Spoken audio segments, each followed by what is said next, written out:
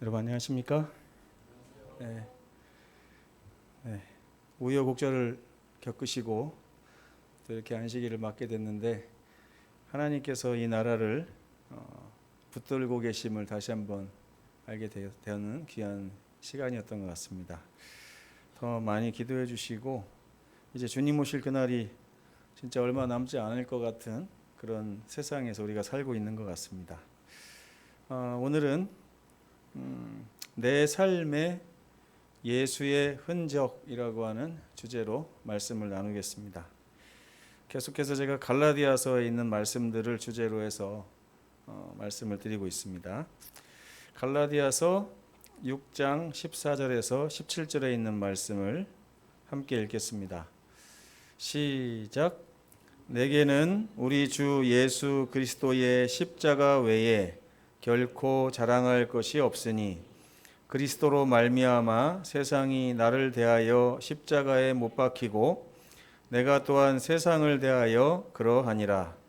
할례나 무할례가 아무것도 아니로되 오직 새로 지으심을 받는 것만이 중요하니라.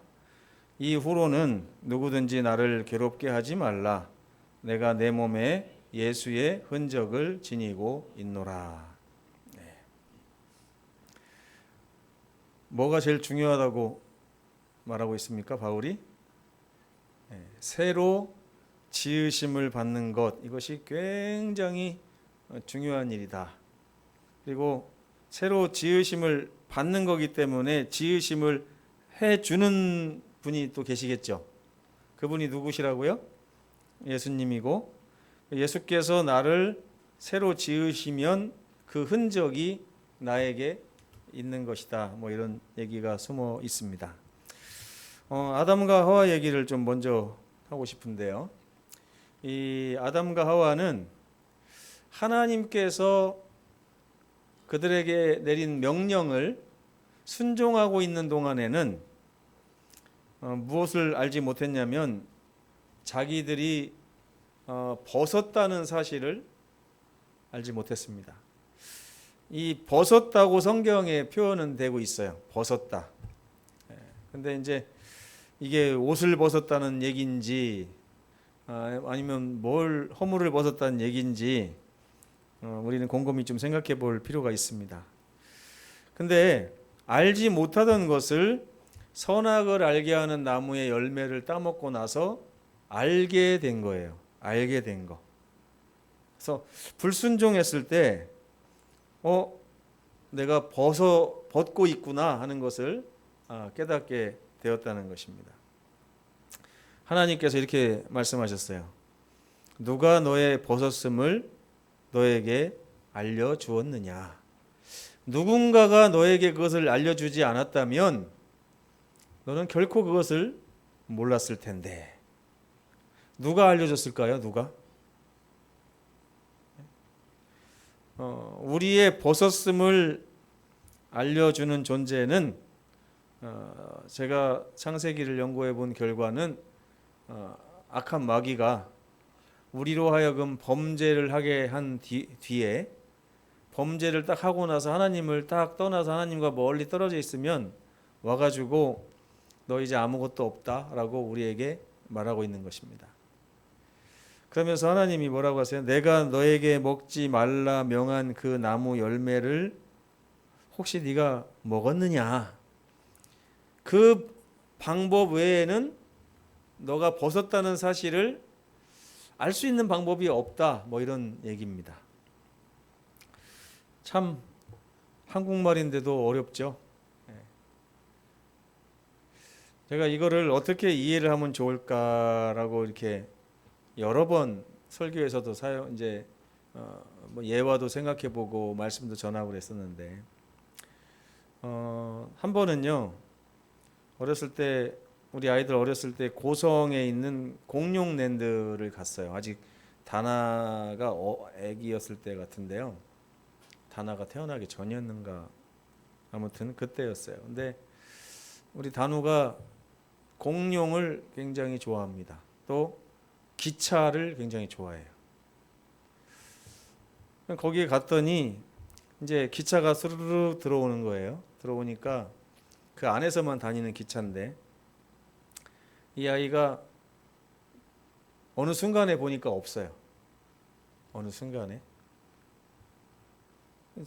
이제 저희가 이제 기차를 쭉 둘러 보니까 꽉 찼어요. 꽉 차가지고 우리가 탈 자리가 없어가지고 우리 다음 거 탑시다. 그래가지고 이제 기차를 타려다가 멈추고 기차가 이제 출발을 한 겁니다. 딱 보니까 단호가 없어요. 깜짝 놀랐죠. 그래가지고 막 기차를 쫓아가면서 그 기차 뭐 빨라봤자 얼마나 빠르겠습니까? 그 안에서 다니는 건데 막 쫓아가가지고 세우라고 해가지고 이제 기차가 섰을 때 우리가 단우야 뭐 불렀어요. 한 대여섯 칸 되거든요. 그 기차가. 그랬더니 그때까지는 조용했어요. 애가 어디 있는지를 몰라요. 근데 갑자기 어느 순간에 여기저기서 이제 엄마 아빠 소리가 단우야 하니까 이 녀석이 그때서야 정신을 딱 차려가지고 자기 상태를 본 것입니다. 좋다고 기차를 탔어요. 너무 행복해가지고 나는 기차를 타야 돼. 공룡기차 너무 좋아하고 탔는데 타가지고 너무 신나 있는 거예요. 나 기차 탄다. 근데 어느 순간 엄마 아빠 소리가 들려오는 거예요. 이상하다. 왜 엄마 아빠 소리가 들리지? 그 순간 자기 자신의 둘레를 보니까 그 기차에 낯선 사람들만 있고 나 혼자 있는 것을 발견한 거예요. 그 순간에 아이가 갑자기 으앙 하고 우는 소리가 났어요. 그때 갔더니 겁에 질린 거예요. 순식간에. 엄마 아빠가 없다는 사실을 모를 때는 전혀 겁내지 않고 그 기차에 혼자 덩그러니 타가지고 한 30초 정도를 간 것입니다. 근데 엄마 아빠가 없다는 사실을 딱 알고 난 순간부터 기차는 어디 가고 공룡은 어디 가고 순식간에 두려움이 몰려오는 거예요. 내가 지금 혼자 있구나. 나 혼자 있으면 기차가 중요해요? 공룡이 중요해요? 이제 밥 먹을 길도 없죠. 그죠? 잠도 어디서 자야 될지, 옷도 어떻게 입어야 될지 그런 걱정했는지는 모르겠지만 이제 어쨌든 아이는 엄마 아빠가 없는 순간에 아무것도 눈에 보이지 않는 상태가 되는 것입니다. 저는 이것이 벌거벗음의 정의라고 생각이 들었어요. 하나님 안에서 창조를 받고 하나님 안에서 영생을 누리도록 계획되고 예정돼서 그렇게 에덴 동산에 살던 이 사람들이 하나님을 떠났다는 사실을 딱 발견한 그 순간에 느낀 감정이 두려움이었습니다. 왜요? 이제부터는 나 혼자 내 삶을 책임지고 살아야 되는 그 현실에 딱 부딪힌 것입니다. 그걸 깨달은 거예요. 악한 마귀가 그걸 알려준 것입니다. 너 벗었다. 너 하나님과 분리됐다. 이제 하나님은 너를 미워하신다. 이제 너는 하나님의 말씀에 따라 너는 죽게 될 것이다. 이런 생각들이 아담과 하와를 가득 채웠을 때 그들의 마음이 두려움으로 가득 차게 된 것이. 사람은 그런 존재입니다. 사실 하나님이 없이는 아무것도 아닌 존재입니다. 벌거벗은 존재예요. 오직 하나님만이 그들의 벌거벗음을 채우실 수가 있으십니다. 그래서 어떻게 보면 창세기에 나오는 아담과 하와의 그 빛의 옷은 진정으로 말하면 빛의 주인이신 하나님을 얘기하는 것 같아요. 우리가 하늘에 가봐야 되겠지만 빛의 옷이 사라졌다는 것과 하나님으로부터 멀어졌다는 것이 동시에 일어났기 때문에 그 빛의 옷은 정말 하나님과 관련이 있는 옷이라고 밖에는 설명할 수가 없죠. 그래서 인간이 원래 입고 태어난 옷은 하나님이라고 하는 옷이었어요. 근데 그 하나님이라고 하는 빛의 옷을 잃어버렸을 때 그들은 무화과 나무 이파리로 자기들을 가리기 시작하는 것입니다. 정말 아무것도 할 수 없는 존재입니다. 비교할 수조차 없는 그런 옷을 이제 입게 된 것입니다. 성경에 보면 이 믿음의 조상들이 비슷한 고백들을 합니다. 야곱과 모세는 자기의 인생을 이렇게 요약합니다. 바로 왕 앞에 가가지고 한 말이죠. 내 나그네 길의 세월이 130년입니다. 누가 연세가 130살이다 그러면 여러분 뭐라고 하시겠어요? 어우 장수하셨네요. 이렇게 말씀하시겠죠? 오래 사셔서 좋으시겠습니다. 이렇게 말씀하실 겁니까? 아니면 아이고 고생하십니다. 이렇게 하실 겁니까?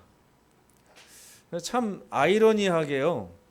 오래 사는 거를 축하도 못하겠고 빨리 죽는 거를 축하도 못하겠는 것이 인생이 아닌가 이런 생각이 들어요.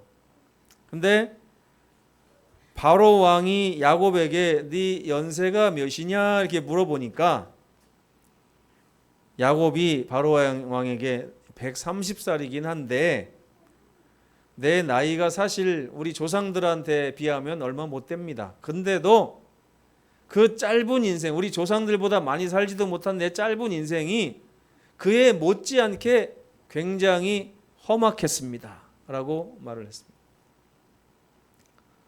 우리 정재진 집사님은 30몇 년 살면서 이렇게 되돌아보면 인생이 어때요? 좀 행복했어요? 아니면 좀 험악했어요? 네? 아, 듣고 나니까 험악했던 것 같아요? 네. 이 험악하다는 얘기는 하나님께서 우리에게 주시려고 했던 삶하고 비교하지 않으면 나오지 못하는 말입니다. 이게. 그러니까 야곱이 원래 기준이 굉장히 높을 수밖에 없어요. 왜냐하면 하나님을 알기 때문에. 근데 하나님을 아는 사람이 자기의 삶에 대해서 가지고 있는 기준이 엄청 높기 때문에 그 거룩한 기준과 실제 나의 삶을 비교해 보면 내 삶이 너무 험악한 거예요. 그러나 하나님을 믿지 않는 사람들한테 당신의 인생이 어떻습니까? 그러면 험악하다고 하는 사람 별로 없어요. 제가 처음에 목회 나왔을 때 어떤 70 몇 살 먹은 할머니를 이제 전도하는데 그 할머니가 난 예수님을 양심상 좀 믿지 못하겠다 그래요. 왜 그렇습니까? 그랬더니 자기는 지금까지 70몇 년 살면서 얼마나 행복했는지 모른대요. 원도 없고 한도 없이 아주 누릴 거 다 누리고 살았대요. 제가 보니까 시골 구석에서 요거만한 구멍가게 하나 운영하고 있는 할머니였거든요. 근데 그 할머니가 자기 삶에 이 정도면 됐지 내가 뭐 더 이상 욕심을 어떻게 냅니까? 내가 하늘에 가고 싶고 영생을 하겠다는 얘기는 굉장히 좀 욕심에 지나지 않는다. 나는 지금 죽어도 여한이 없다 이렇게 얘기를 해요. 그런 사람들은 결코 자기의 삶에 대해서 내 70몇 년 인생이 험악했습니다라고 말을 못합니다. 그러나 야곱은 원래 자기가 죄와 상관없이 태어났더라면 누렸어야 될 그 하나님께서 주실 아름다운 삶과 내 삶을 비교해 봤을 때 그리고 뭐 그 삶과 비교하지 않아도 야곱의 삶은 굉장히 험악한 세월을 보냈었습니다. 모세는 이렇게 얘기합니다. 시편 90편 9절에 우리의 모든 날이 주님의 분노 가운데 지나갑니다. 이게 무슨 말이에요? 이게 무슨 말입니까? 우리 아이가 처음 태어났을 때요. 6개월을 안고서 재웠어요. 단우를 6개월을. 온몸에 아토피가 얼마나 심한지 아이가 땅에 내려놓으면 잠을 못 자가지고 6개월 동안 엄마 품에서 재웠는데요. 그 당시에 제 감정이 어땠을 것 같습니까? 저희 집사람이 교대로 안고 재우자 그래가지고 제가 먼저 자다가 일어나서 제가 안고 있으면 집사람 자고 뭐 이렇게 해서 재웠거든요. 6개월을. 제가 피곤해서 안 일어나면 발로 팍팍 차요. 일어나라고. 근데 어쨌든 아이가 온몸에 아토피가 지금 나은 거 자체가 굉장히 하나님께 감사합니다. 근데 그때 뭐 황토도 써보고 숯도 써보고 뭐 스테로이드도 막 써보고 워낙 괴로워하면 스테로이드제를 이제 놓는 거예요. 바르면 씻은 듯이 사라져요. 근데 그때 하루 이틀 잠을 잘 자고 나면 그 다음에는 2배로 심해지는 거야, 아토피가. 그러니까 막 정말 괴로워할 때는 어쩔 수 없이 바르는데 바르고 나면 그 다음에 또 얼마나 괴로워질까 때문에 걱정이 이만저만이 아닌데요. 그때 제 마음이 분노가 일었어요. 우리 사랑하는 아이가 저렇게 괴로운 인생을 지금 계속 이어간다고 하는 것 자체를 보면서 너무 막 화가 나고, 왜 우리 아이가 저런 일을 당해야 되는지 막 분노 가운데 제가 그 세월을 보냈습니다. 근데 하나님께서 모세가 이렇게 얘기하는 거예요. 우리의 모든 날이, 모든 날이라고 하는 것은요, 태어나면서부터 죽을 때까지 모든 날입니다. 여러분이 복권에 당첨된 그날조차도 하나님께서는 분노 가운데 계시다는 거예요. 왜요? 우리가 죄의 영향력 아래서 고통당하고 있기 때문에 그런 것입니다. 그러면서 우리의 평생이 순식간에 다 하였나이다. 다윗은 그 아들 솔로몬에게 이렇게 고백합니다. 다윗이 죽는 날이 임박함에 그의 아들 솔로몬에게 명령하여 이르되 내가 이제 세상 모든 사람이 가는 길로 가게 되었노니. 심지어 이 세상에서 가장 성공했다고 하는 임금, 왕조차도 죽음을 해결하지 못해서 저 다리 밑에 있는 거지가 죽는 것이나 아니면 그 옆에 있는 멀쩡한 시민이 죽는 것이나 아니면 사또가 죽는 것이나 아니면 임금이 죽는 것이나 매 한 가지다. 인생은 여기서 벗어날 수가 없다. 얼마나 기가 찰까요? 우리 인생이 괴로우면요, 그 엘리야가 로뎀나무 아래 가가지고 뭐라고 했습니까? 죽기를 청했다고 그랬어요. 죽기를. 자기 인생이 한없이 괴롭고 한없이 참담한 지경에 이르면 죽기를 청할 정도로 사람이 그래요. 근데 부인이 1000명 가까이 되고, 그죠? 창고에 재물은 그득하고 먹을 거는 그득하고 자기가 부릴 군사들이 막 가득하고 앞으로 그냥 이대로 쭉 살았으면 좋겠는데 다윗이 뭐라 그래요? 모든 사람이 가야 되는 그 길로 나도 지금 가는 것이다. 얼마나 이게 참담한 것입니까? 그렇죠? 야곱은 그의 지나온 삶이 험악하다고 했고, 모세는 자기의 삶이 하나님의 분노 가운데 지나가고 있다라고 고백했으며, 다윗은 자기가 아무리 임금으로 살았다 할지라도 사람의 한계를 벗어나지 못한 그런 속절없는 삶을 살았다고 고백하고 있는 것입니다. 이것을 성경은 뭐라고 하느냐면 벌거벗었다고 표현을 하는 거예요. 여러분도 벌거벗었다는 사실을 이해하십니까? 예. 어떤 사람은 더 많이 벗은 것 같지만 벗은 건 다 똑같죠. 사도 바울도 이렇게 얘기합니다. 사도 바울은 얼마나 훌륭한 사람입니까? 그러나 그 사도 바울도 자기의 삶에 대해서 이렇게 고백합니다. 나에게는 자랑할 것이 원래 한 개도 없습니다. 이게 무슨 말이냐면 벌거벗었다는 얘기예요. 그런데 뭐가 있다고요? 십자가가 있다고요. 십자가가 있다고요. 자랑할 것이 하나도 없는 인생 가운데 하나 건진 것이 있는데 그게 바로 뭐라고요? 십자가라고요. 십자가의 강도 여러분 아시죠? 그 십자가의 강도 역시 같은 감정을 느꼈습니다. 자기의 삶을 되돌아보았어요. 뭐 이 사람이 20살인지 30살인지 40살인지 아니면 50살인지 모르겠어요. 그러나 어쨌든 그 짧은 인생을 뒤로하고 이제는 인생을 마무리하는 순간에 와 있는 것입니다. 자기 인생을 되돌아보니까 내놓을 것이 하나도 없이 부끄러운 벌거벗음 아래 있다는 사실을 깨닫게 된 것입니다. 그래서 이렇게 고백합니다. 우리가 행한 일에 상당한 보응을 받아야 되는 사람이야. 우리는 하나님 앞에서 올바로 설 수 있는 자격도 없는 사람이야 라고 자기 자신을 고백하고 있습니다.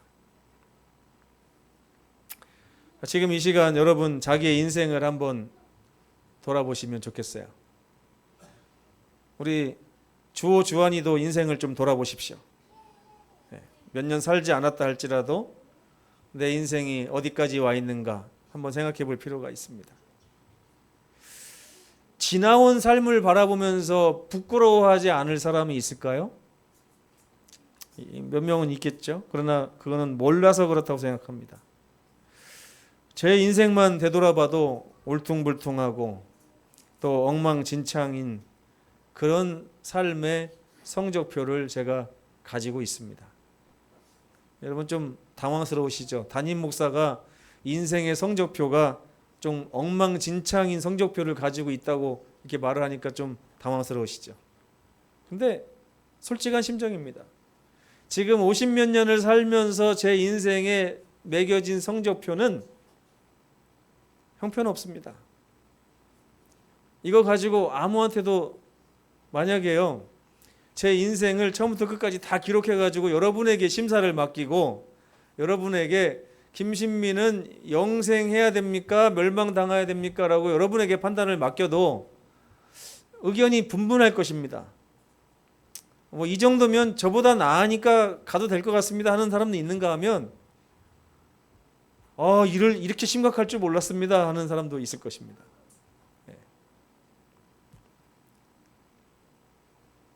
근데 아마 여러분의 성적표까지 같이 놓고서 얘기하자고 하면 여러분 저 차라리 그냥 심판 안 할래 하고 도망갈 겁니다. 그렇죠? 그런 일이 어디 있었어요? 요한복음 8장에 한 여인의 성적표를 보면서 비난하려던 많은 사람들에게 예수께서 그럼 니네도 성적표 내놓고 한번 얘기해보자 했더니 차라리 심판 안 할랍니다 하고 다 도망가 버렸어요. 그죠?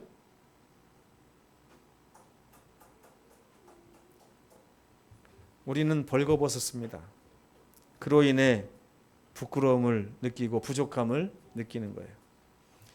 근데 스바냐 2장 1절에 선지자가 이렇게 얘기합니다. 한번 다 같이 이 보라색 글씨를 읽어보겠습니다. 시작. 수치를 모르는 백성아 모일지어다 모일지어다. 왜 모이라고 합니까? 수치를 모르는 백성인데. 또 어디로 모이라는 거예요? 네? 어디로 모이라는 거예요? 우리가 모일 곳이 어디입니까, 여러분? 하나님께서 우리에게 모이라고 한 장소가 어디입니까, 여러분? 네. 바로 십자가죠. 그곳에서 우리 예수께서 저와 여러분을 기다리고 계십니다. 다행스럽게도 이 한편 강도는 죽기 직전 인생에서의 맨 마지막 장소에 하나님께서 예수님을 데려다 놓으셨습니다. 저는 예수님이 있는 곳에 하나님께서 그를 데려다 놓으신 건지 그가 있는 장소에 예수님을 데려다 놓으신 건지는 잘 모르겠어요. 근데 그 한편 강도의 입장에서 한번 성경을 되짚어 봤습니다. 창세기 3장 15절에서 약속하신 메시아가 십자가에서 돌아가시는데 맨 첫 번째로 그 십자가의 수혜를 입은 사람이 누구예요? 이 강도예요. 강도가 하늘에 가면 무슨 자랑을 하고 다닐까요? 우리가 모두가 똑같은 얘기를 할 겁니다. 예수님의 십자가로 내가 구원 얻었습니다. 그러면 강도가 뭐라 그래요? 그거 내가 1번이야. 이렇게 얘기할 거예요. 그거 내가 1번입니다. 어떻게 세상에 많은 사람이 죽는데 그 죽음의 장소에다가 하나님께서는 정말 감사하게도 예수님을 내 옆에 갖다 주셨어. 이 십자가의 강도가 얼마나 감동이겠어요. 그죠? 예수여 당신의 나라에 임하실 때에 나를 기억하소서. 근데 여러분, 제가 지금 한 말은 약간 앞뒤가 안 맞는 말입니다. 예수님께서는 십자가에만 계실까요? 만약에 그 당시에 지구 반대편에 있었던 대한민국의 뭐 고조선 내지는 뭐 언제입니까? 그때가 삼국시대일까요? 그 시기에 누군가가 지구 반대편에서 예수님 나도 기억해 달라고 만약에 했다면 예수께서 그 얘기 들으셨을까요? 안 들으셨을까요? 들으셨겠죠? 물리적인 거리는 이 한편 강도가 제일 가까웠지만 예수님은 물리적인 거리를 초월하시는 분입니다. 그렇기 때문에 그 누구라도 예수님에 관한 소식을 듣고 그 마음으로부터 내 곁에 계시는 예수님을 부르는 사람은 구원을 얻게 될 것이라고 사도행전에 나옵니다. 누구든지 주의 이름을 부르는 자는 구원을 얻으리라. 똑같은 거예요. 십자가는요, 인생의 벌거벗음을 그 즉시로 가려주는 하나님의 선물입니다. 그러려고 세워진 것입니다. 우리가 지금의 모든 인생, 이제까지 걸어왔던 나의 모든 인생을 다 싸잡아서 십자가 앞에 딱 갖다 놓고 예수님 하면 예수께서 그 즉시로 우리의 모든 허물을 다 가려주시는 거예요. 그 다음날 또 이제까지의 모든 허물을 가지고 예수께 딱 나오는 순간 예수께서는 그 즉시로 우리의 모든 허물을 가려주시는 것입니다. 예수께서 이르시되 내가 진실로 진실로 내게 이르노니 오늘이 언제예요? 그 강도가 자기의 모든 삶의 짐을 지고 예수께 와서 예수께 내놓으면서 저를 기억해 달라고, 당신의 보혈의 능력으로 저를 기억해 달라고 한 바로 그 순간 내가 나와 함께 낙원에 있으리라는 약속이 주어진 것입니다. 이것이 바로 새로 지으심을 받는 경험이에요.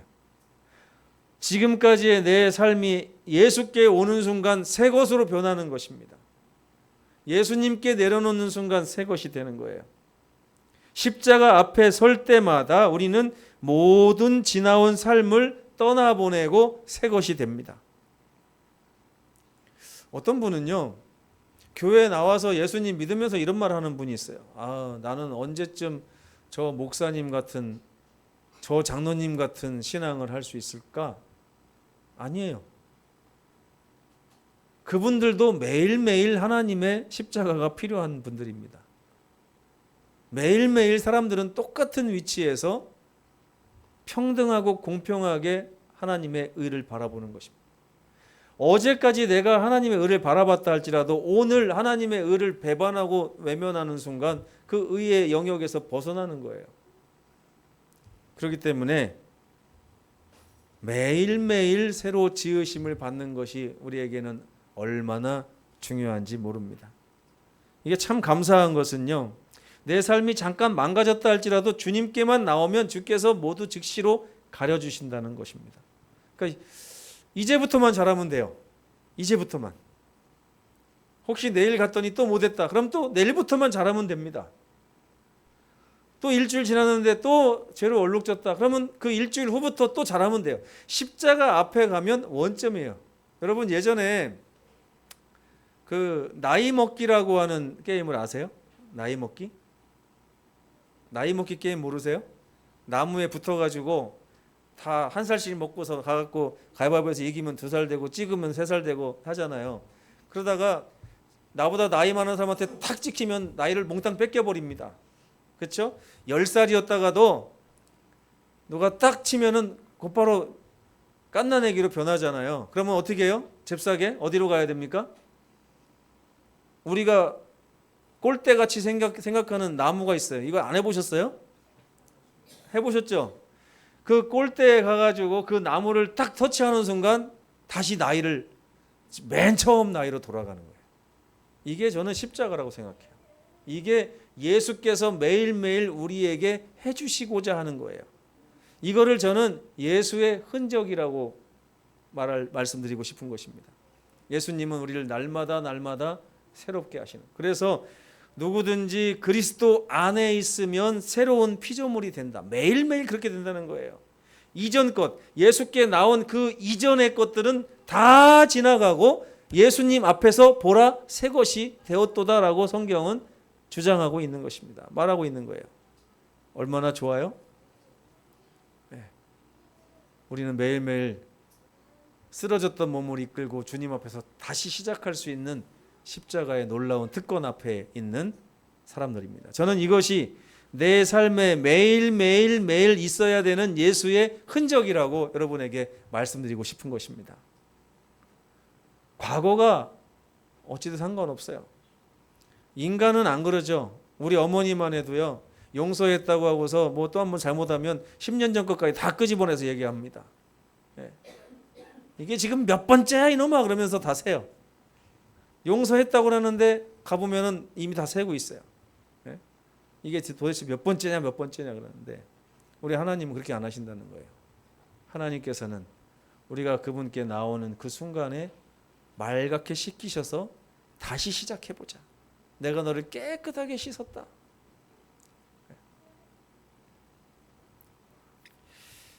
바울은 이것을 예수의 흔적이라고 말합니다. 이후로는 이거 가지고 누구든지 나를 괴롭게 하지 말라. 내가 내 몸에 이러한 예수의 흔적을 지니고 있다. 왈가왈부하지 마라. 나는 매일매일 새로운 경험을 하고 있다라고 말하고 있습니다. 십자가에서 내 벌거벗은 삶을 채우시는 예수님의 흔적을 경험하시는 우리 모두가 되기를 간절히 바라면서 말씀을 마치겠습니다.